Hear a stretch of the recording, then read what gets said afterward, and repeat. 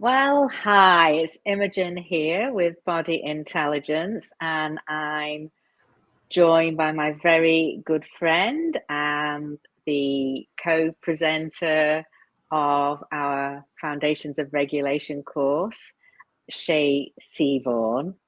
And we wanted to come on today to talk about this 43-second practice, which is what we timed it as the last time we did it together, that Shay created that helps with nervous system regulation. So I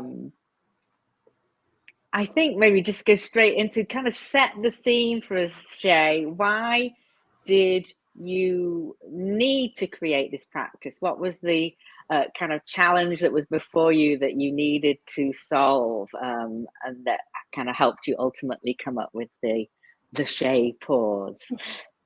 Well, having complex PTSD with serious medical PTSD on top of it put me in contact with a lot of medical professionals in different settings. And with the medical PTSD, everything was very challenging. And fortunately, I had this one pain specialist who understood a lot about the nervous system and was very accommodating. And he came up with a practice that I got to name the Patel Pause that helps with restoring patient agency after medical trauma. And that gave me the idea of coming up with one for him and I to do together to, help us, downregulate and connect and attune to each other and feel pro-social and relaxed and all the things that make a doctor visit better for both. Mm-hmm. So I tried a few of the practices we use in our class and study group, but most of them need some kind of background info. And I noticed he was just like so busy trying to follow and do it right that it was counterproductive. Yeah, I mean, it's not that like they need that much, but there's like a little bit of background, or they take a little bit longer than you wanted. Not that any of the practices take a long time, but it might be a couple of minutes rather than 30 seconds or so. So right. You just wanted something really, that's kind of what I remember. Yeah, something that doesn't need any instruction, that he could just follow. And even if he didn't follow, if he just watched, it would affect his nervous system in a positive way. So I just put together, I was inspired by, body intelligence practices. And I just kind of put together our main constructive thought with things that felt good to me, that helped me feel more regulated. And the Shay Pause was born. Well, I think it's brilliant. And it's a brilliant way that you've kind of customized and come up with your own thing, kind of that was born out of it. And we don't need any prior background information to benefit. You've just said, and I know this. So I think we will talk about it afterwards and the different elements, and we'll go into a little bit more detail. But I think it would be great to just kind of get on with it. And why don't we do the Shay Pause, and would you guide us in the Shay Pause? Sure. Before we begin, we're free to notice the support of the surfaces beneath us and the space above and below and all around us. 1. I am free to notice ease. I am free to notice ease.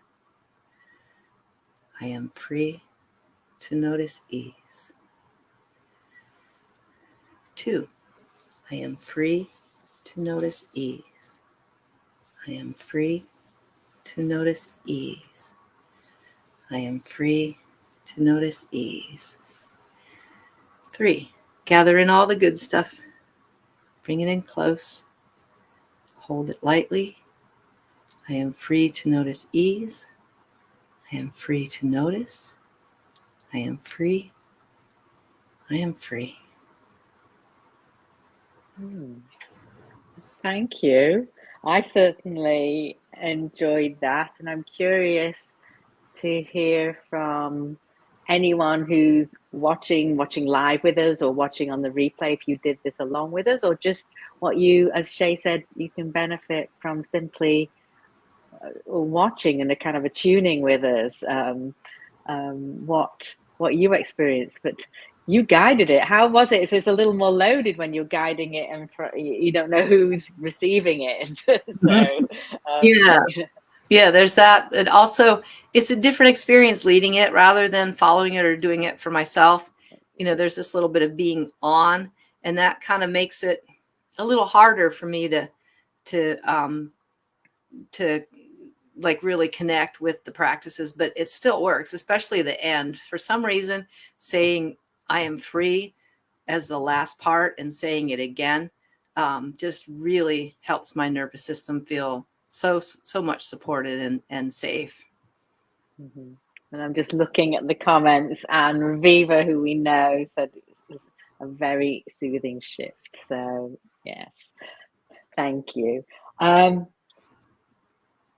So why don't we talk about the different elements? So there's the running your hands through your hair. You call it the temple smoothie. There's the upper arm havening. There's what I call hearties that kind of comes out of a practice that I do. And there's what you referenced earlier, the constructive thinking, which is this idea of the words you were saying, but we can benefit without any words in a very non-verbal way. So yeah, why don't we go? The thoughts really add to the benefits, and saying them aloud versus thinking them also. If you want the most potent Shay Pause, say it aloud. Mm-hmm.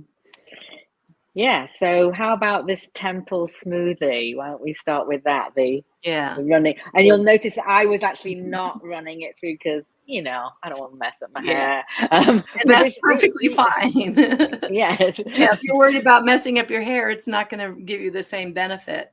The point is to do whatever feels good for you. It might feel better for you to pat or just stroke the back of your neck or even pat your shoulders. Just something that helps stimulate this part of your nervous system, because that helps put us in a more ventrovagal state, which is the pro-social, open, relaxed, safe feeling affect that is where all the good stuff really happens. And so then we have... I have to say that one was inspired by... Oh, yes. Yeah, I have attachments to each of these. That was inspired by Dr. Hirsch Patel, my first pain specialist, because we did that in his office. And when I was showing it to him and describing, the effects of it, I said, yeah, you might do this to your kids. He goes, no, I do it for myself. It was just cute. So that always reminds me of him. And isn't it because of him that's how it got the name, the Shay Pause? Because you had this other practice that you'd already figured out with him to kind of help with kind of your sense of agency and control, which you called the Patel pause after him. And so I thought, well, keeping it with, naming it after the person who came up with it. Why not? Yeah. Yeah. So then there's the upper arm.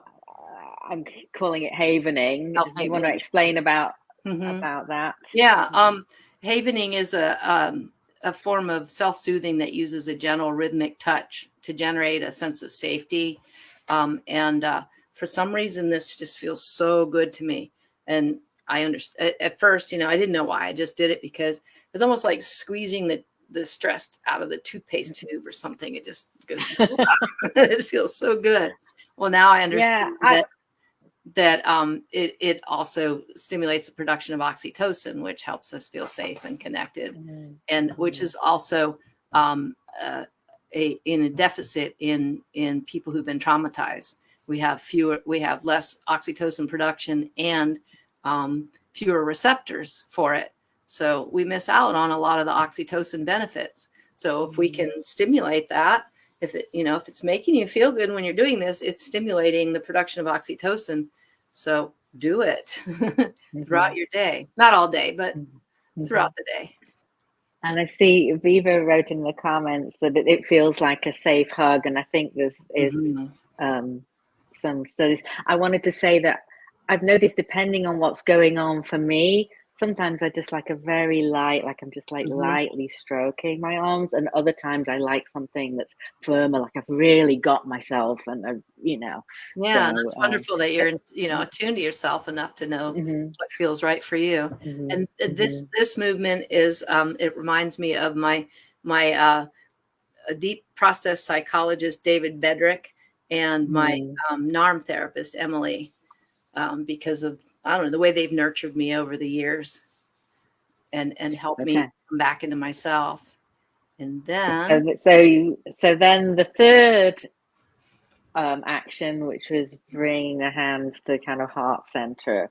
yeah, Um, so do you want to so say it's more about that one? yeah, this was inspired by you. This part by you, the Mhm, heart ease that we do in our classes and groups, mhm, um, mhm, and this part was inspired by Dr. Seth, my DO, who gives me craniosacral treatments and who's been such an important part of my healing journey for 4 years. Um, so it's just wonderful to have, all those connections for me. Other people could attach what they want to it too, if they like. yeah. Well, I'd say I mean, everyone else doesn't have those connections, but in and Mhm. of itself, all of these things I just think are just very simple. So, and this is like a gesture of kind of self-compassion. Mhm. And I think this has also kind of been studied to kind of, isn't it the same areas of your brain light up as if you're receiving a hug? Yeah, it's really it's the And same part of the brain. So yeah, mhm, that's yeah. why it feels Mhm, nice to do that. I especially like to mhm, do, like, if I'm doing the Patel pause or heart ease or any of the practices where we mhm, do this as part of it with someone else. I like to make eye contact with them, not like stare at them, mhm. but make some eye contact and just really Yeah. connect and attune to each other doing that. And you can do it from across the room, and it really makes you feel like you've been hugged. Yeah, and I said self-compassion, but I also think it's a gesture of compassion. Mhm. We might not be able to touch someone, or it might be inappropriate for us to touch Mhm. someone. But if we kind of do this, I find myself just doing it spontaneously in Mhm. response to someone else's, sharing some sort of challenge Mhm. that they feel that. Yes. Yeah, And I love so that it's yeah. become part of our study group culture, that people just Hmm. automatically do this now. It's really lovely. Hmm. Hmm. So I wanted to then come back to the words, the Mhm. constructive thinking that was kind of throughout, and I just wanted to note that Jonathan had said in the comments that, and Viva also said that that coming to I am free at Mhm. the very end, but just kind of talk about that. I mean, obviously this is not new to me. This is Yeah. what I teach. So this directly Mhm. comes Yeah, but from the body neuroscience intelligence. behind it is really fascinating too. Like, Hmm. all these years I've worked with you and used this phrase, this constructive thought, and felt the benefits. And only recently did I go, huh, maybe I should like look into, how does this affect us neurophysiologically? So So just to remind people that that phrase that Shay's talking about is I am free to notice ease. it's so simple and yet so potent. Hmm. Hmm. So first of all, it directs our attention toward, something positive, away, which means Hmm. away from our pains and our troubles and so on. Um, and that helps shift us from a state of threat to a state of calm where we can, Hmm. connect and be pro-social. And it engages the prefrontal cortex, and that helps us feel a sense of control and well-being. And then repeating it throughout all the movements Hmm. reinforces that, and that's really how we build new neural pathways, by repeat little bits. Hmm. And that's part of the beauty of I am free to notice ease. The more you put it into practice, the more you notice ease in your body and in your environment. Um, and I would like the fact that you kind of paired it with the movements. To me, um, I I know that will affect how you do the movements, how much tension Mm-hmm. is in your muscles as you do the movements, and it's likely to be better than if you in like less tense, more easeful Mm-hmm. than so. Yeah, I find that It's saying the constructive thought, I'm free to notice ease, it's like an invitation.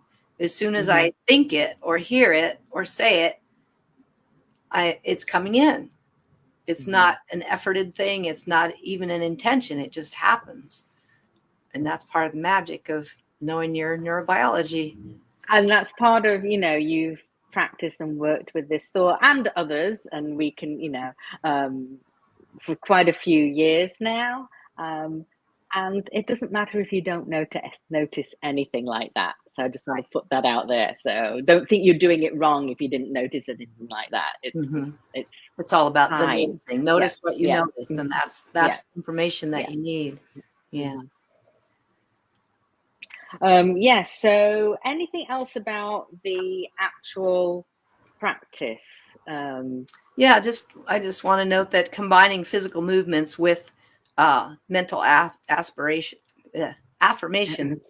creates a practice that engages multiple aspects of the self and helps us integrate.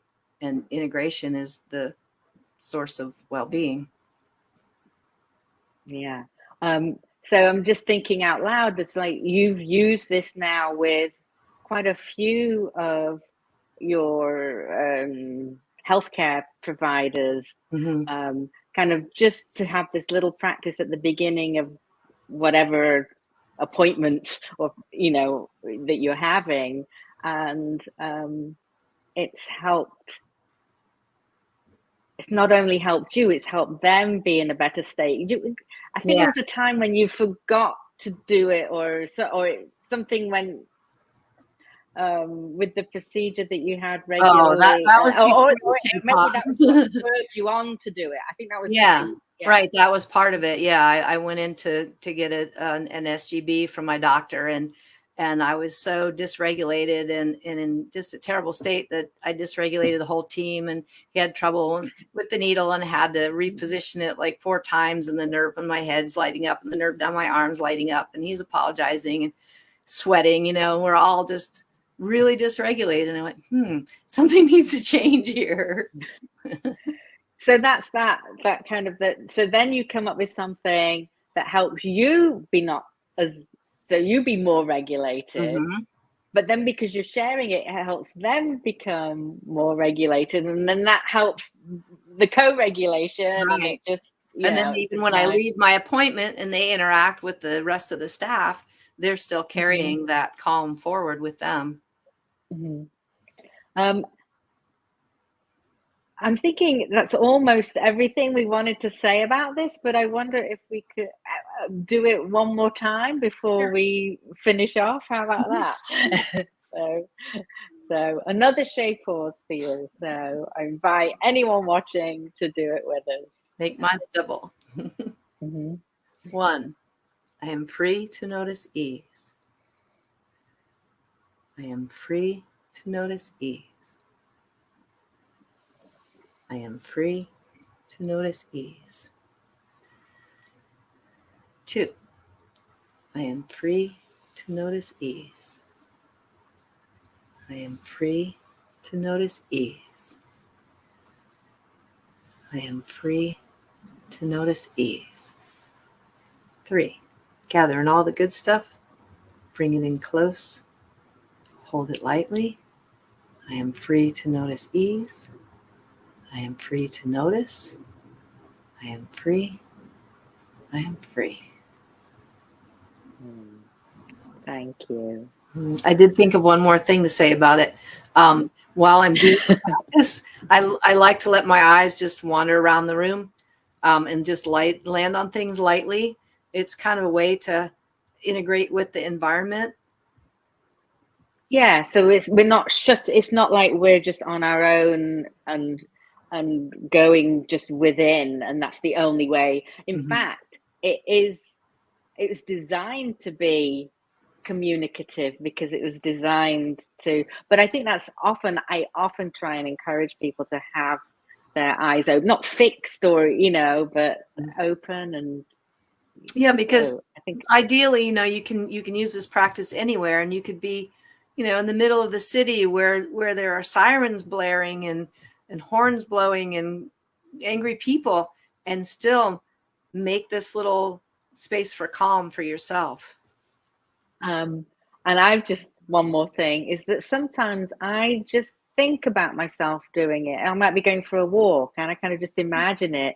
There might be situations where you really maybe don't feel comfortable making some of the gestures, but we can go through it in our head and imagine, and then we're getting a lot of the same benefit. Especially if we have practiced it, because we've strengthened those neural pathways, and then thinking about it activates whatever we've strengthened. So thank you for sharing that with us all today, Shay. So as I said at the beginning, Shay co-teaches with me our Foundations of Regulation course, which is for anyone who's dealing with chronic stress or trauma.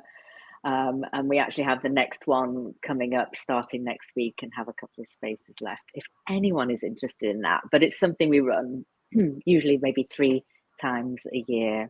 So that'll be the last one of this year. So thank you. If anyone has any more questions, just let us know. All right.